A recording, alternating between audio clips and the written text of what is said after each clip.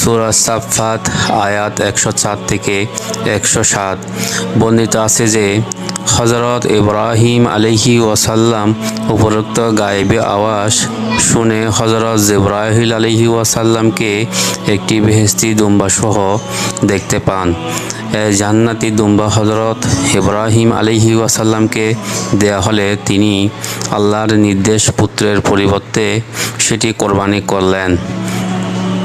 আর তখন থেকেই শুরু হলো কোরবানির মহান বিস্ময়কর ইতিহাস, যা অনন্তকাল ধরে সুন্নতে ইব্রাহিম হিসেবে বিশ্বের সকল মুসলমানদের কাছে আজও স্মরণীয় হয়ে আছে এবং কিয়ামত পর্যন্ত থাকবে।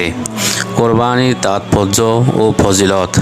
কোরবানির তাৎপর্য ও ফজিলত সম্পর্কে বহু হাদিস পাওয়া যায়। হযরত যায়েদ ইবনে আরকাম রাদিয়াল্লাহু তাআলা হতে বর্ণিত, তিনি বলেন,